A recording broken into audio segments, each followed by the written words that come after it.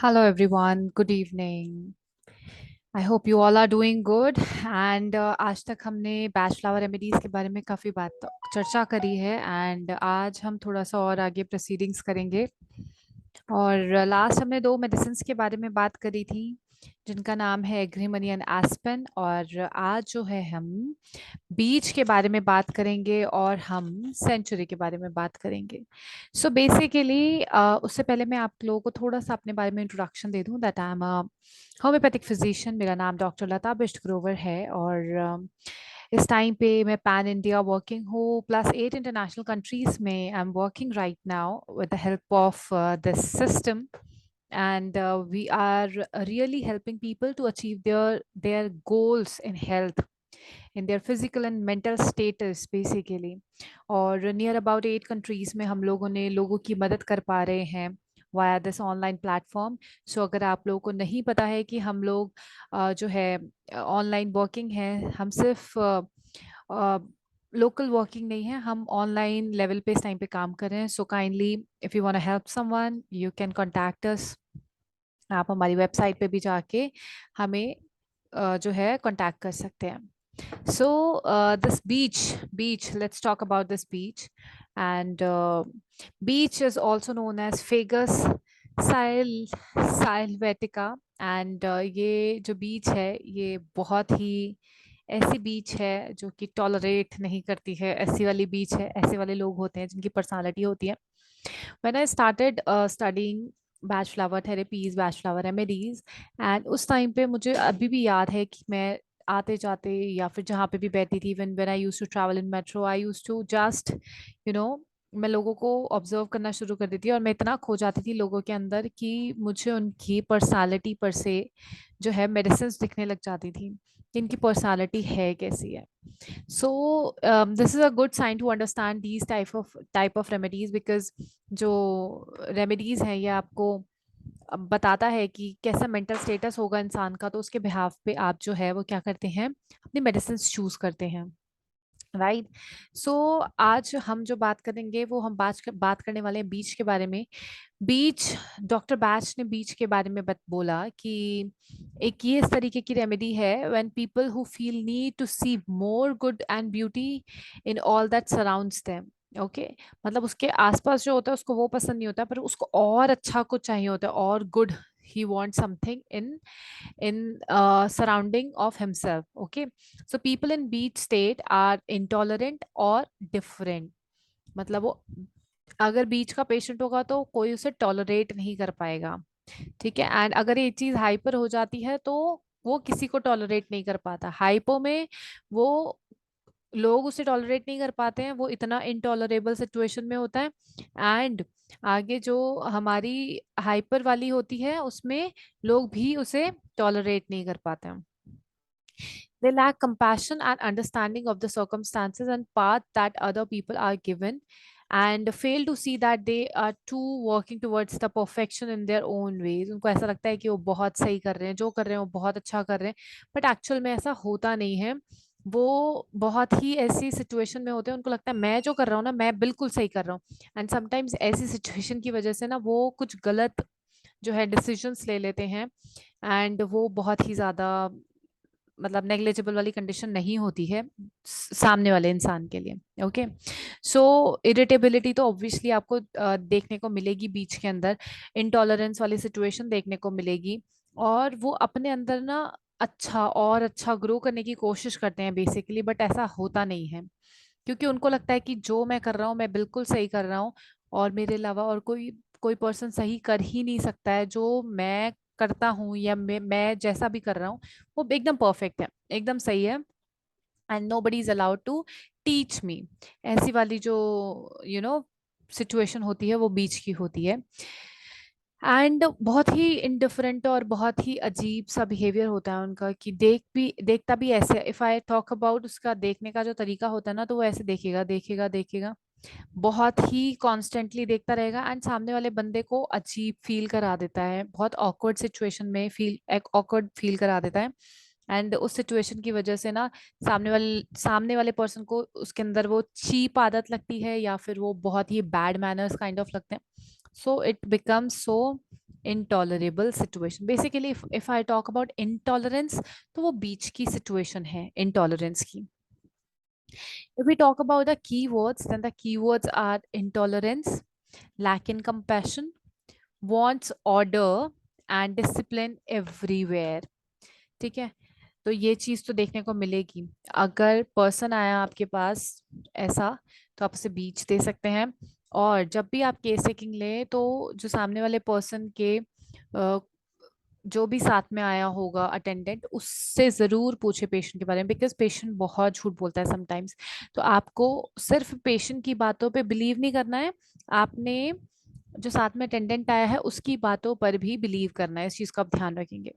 If I talk about the indication, आपको कैसे पता चलेगा? The intolerant people are those who do not try to understand and make allowances.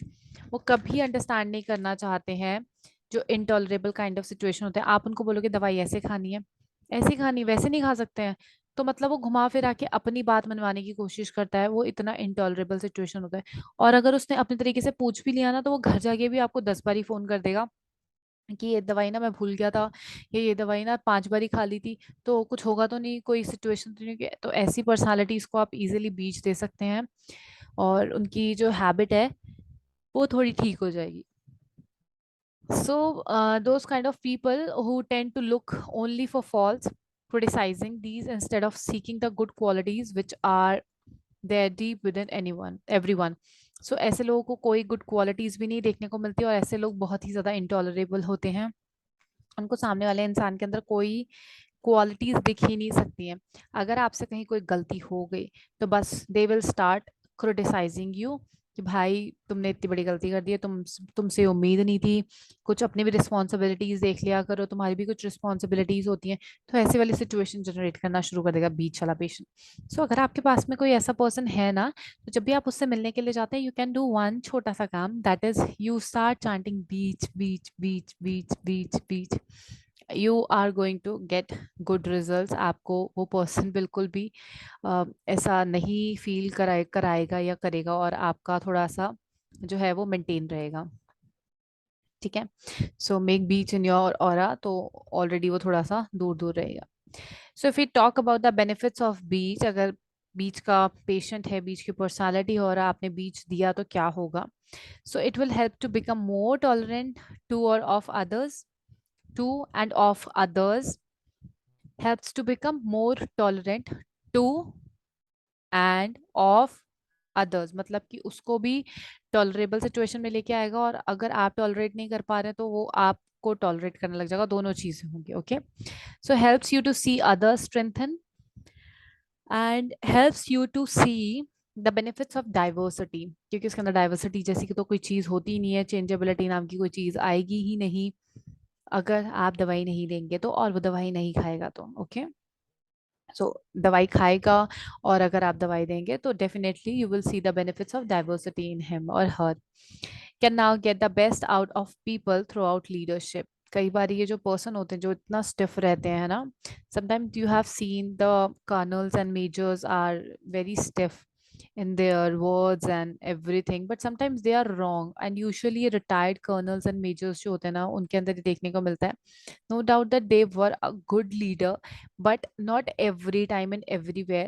But अगर आप उनको ऐसा आपको लग रहा है कि still they are intolerant और ऐसी situation में है, then you can prescribe this beach to that person. It is going to help you. Fifth point is helps to become kinder and less harsh to others. ये बहुत ज्यादा जरूरी है, because ये जो होते हैं लोग बहुत ही हार्श हो जाते हैं, इनको पता भी नहीं लगता है क्या बोल रहे हैं सामने वाले पर्सन को। तो उस सिचुएशन को ठीक करने के लिए आप बीच दे सकते हैं, चैंट करने के लिए बोल सकते हैं, या फिर उनकी सराउंडिंग में जो है स्प्रे कर सकते हैं। ठीक है, so that's what you can do. The next remedy is century, and it is also known as Centurium umbellatum. और ये बहुत ही क्वाइट और शाय टिमिड ऐसी वाली पर्सनालिटी होती है सेंचुरी की जो होती है, और बहुत ही ये कह सकते हैं कि बहुत ही ज़्यादा अच्छी है सेंचुरी जो है। ठीक है, so when you see centaury person, you see the nature is quiet, sometime timid, lacking in individuality, उसकी अपनी कोई पर्सनालिटी नहीं होती है, ऐसा ही कहने की कोशिश कर रहे हैं। And always willing to do anything for others, जिसे कहते हैं ना विलिंग स्लेव्स वाली सिचुएशन, तो ऐसे वाले होते हैं। मतलब अगर आप उनको बोलोगे ना कि अपना होमवर्क छोड़ दे, पहले मेरा होमवर्क कर ले और फिर बाद में अपना कर लियो, that's not a big issue ना, तेरे लिए तो कौन सी बड़ी बात है। तो उसको ये होगा कि यार मेरे को उसने काम बोला है, पहले मैं उसी का काम करके देती हूँ, मैं तो अपना कर ही लूंगी, चाहे उसको बाद में टाइम ना मिले अपने लिए अपना काम करने के लिए, पर वो सामने वाले का काम करके पहले दे देगा। ऐसी पर्सनालिटी होती है सेंचुरी की। Okay, so they are easily tired and drained of vitality. They are submissive and imposed upon. Often they feel prey of the people who take advantage of their good nature, and there are so many people जो आपकी अच्छाई का बहुत ज़्यादा फायदा उठाते हैं। So try to get avoid and get aside from these kind of vampires, क्योंकि ऐसा नहीं है कि आज की डेट में vampires नहीं है। There are so much negative people जो हमेशा रोते रहते हैं, अपनी प्रॉब्लम्स के बारे में बोलते रहते हैं और अपनी प्रॉब्लम्स को सामने रख के आपसे काम लेते रहते हैं, और आपको लगता है कि आपका सारा समय उनके लिए होता है। बट अगर आपको कोई ऐसी पर्सनालिटी मिलती है, क्योंकि मुझे तो बहुत मिलती थी, बट जब मुझे एक बारी दो बारी फील होता है, then I start ignoring these kind of people. पहले नहीं कर पाती थी इग्नोर, क्योंकि मुझे सारे बेचारे ही लगते थे, बट मैंने भी सेंचुरी खाई एंड उसके बाद मुझे कोई बेचारा नहीं लगता है। सब ठीक है अपनी जगह पर, अपने घर पे सब मौज कर रहे हैं, सब राजे हैं, कोई दिक्कत वाली बात नहीं है। एंड फिर भी सामने वाला पर्सन आपको ऐसा फील करा देता है कि भाई हमसे ज्यादा बेचारा पर्सन कोई नहीं है, हमारे सारे काम कर दो और हम किसी काम के नहीं है। और जब ऐसा इंसान करता है, don't don't ever do these kind of things, क्योंकि जब भी कोई इंसान ऐसा काम करता है ना, दीज कर्मास ब्रह्मांड यूनिवर्स में घूमती हैं ये सब चीजें, और जब ये चीजें घूम कर वापस आती हैं ना, तो बहुत गंदी चोट देती हैं, बहुत ही ज्यादा गंदी चोट देती हैं। So never ever destroy and गंदे करो अपने कर्मास को, क्योंकि अगर आप ऐसा करोगे तो आप ही को बाद में प्रॉब्लम होने वाली है। Okay, just hold.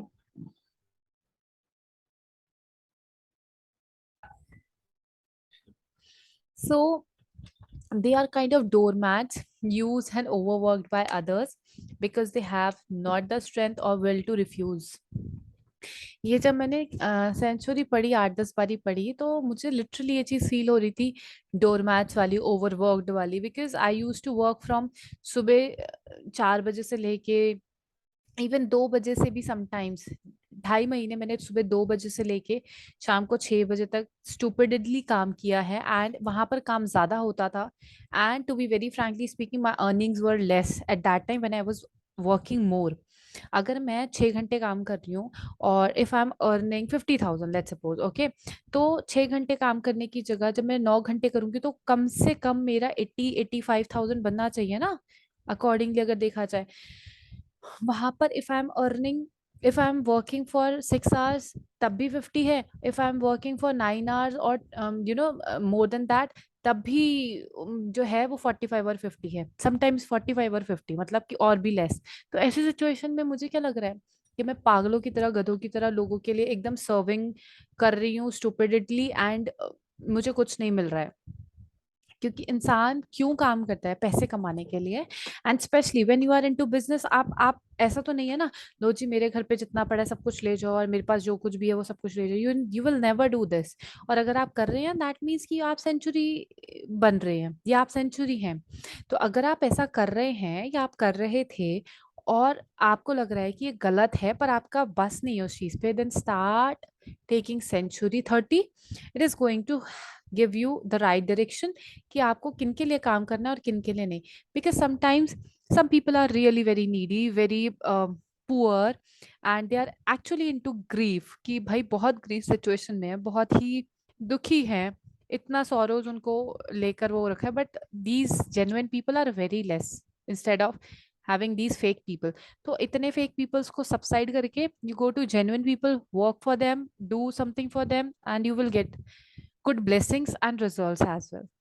सो वो परखने का जो काम है वो भी आपको सेंचुरी देती है, and this has given me actually. Okay, so thus they increase dominance and others and encourage the bully because people are like कर दे यार नहीं हो रहा, उसके बाद वही लोग आपका मजाक उड़ाते, they don't even appreciate you. अगर आपको appreciate कर रहे हो तो आपको दिखाई देगा, नहीं दिखाई दे रहा that means they are trying to bully you. So the century people do not argue and stand up for themselves but quite quickly do as they are bid and agree with the opinion of others. Okay, so ऐसा आपको नहीं बनने देगा century कि जो दूसरा बोल रहा है हाँ हाँ हाँ हाँ हाँ हाँ ठीक है. They do not follow their own ideas and ambition. This remedy gives strength to mind and body both. समझ आ रही है आपको? माइंड एंड बॉडी दोनों को ही स्ट्रेंथ देने का काम सेंचुरी करेगी. डॉक्टर बैच ने सेंचुरी वाले लोगों के लिए बोला है कि centaury is for people who find it difficult to say no to others. ये तो सबसे बड़ा कीवर्ड मिल गया ना, दैट अगर कोई इंसान नहीं नहीं बोल पा रहा है, ये कर दे, अगले ने आपके हाथ में पकड़ा दिया और आप ये नहीं बोल पा रहे हो ये मेरा काम नहीं है, पकड़ इसको, मैं नहीं करूंगा या मैं नहीं करूंगी. अगर आप ये ना नहीं बोल पा रहे हैं देन आप क्या करेंगे? Just do nothing, just say no because you are not a willing slave. Okay, so kind gentle quiet people who are over anxious to serve others, ऐसा डॉक्टर बैच ने बोला है.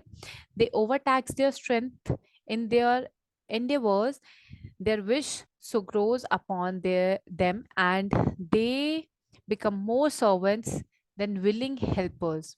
Okay, एक इंसान होता है अपने आप किसी को, लेट सपोज मैं हूं और मैं अपने आप किसी को 50 रुपीज दे रही हूँ, ठीक है, मैंने किसी को 50 रुपीज दिए, वो मैं अपने आप दे रही हूँ.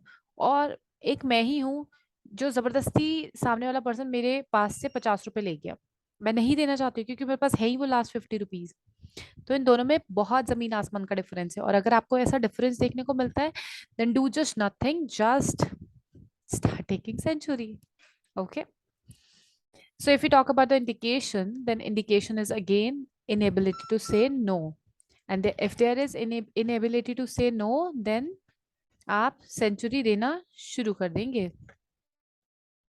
कीवर्ड्स में भी यही चीज है, find it hard to say no to others and they are willing slaves. Okay, if we talk about the benefits, then the benefits are helps to say no without feeling guilty, helps to find confidence, stand up for self.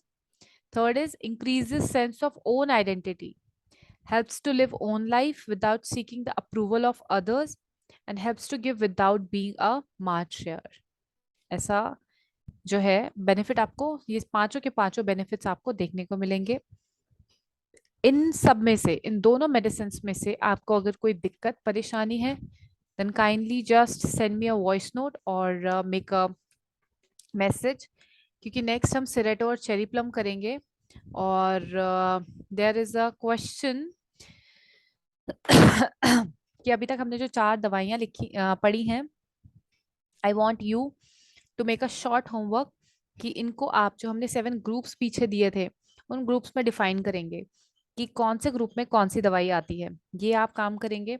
And आगे जो हम दवाइयाँ पढ़ेंगे, जो remedies हम पढ़ेंगे, उन remedies को भी आप ग्रुप में जो है भेजते रहेंगे, टाइम टू टाइम भेजते रहेंगे, सो दैट कि आपको बाद में ओवरबर्डन फीलिंग ना आए. So I hope that's all for today. And अगर फिर भी आपकी कोई भी क्वेरी है या कोई क्वेश्चन है, you can ask me, I would love to respond for that. And अगर नहीं है then kindly give me you know kindly bye bye. And उसके बाद हम कल के सेशन में वही 2 बजे से 3 बजे तक मिलेंगे. So take care, bye bye, God bless you and see you soon. Thank you.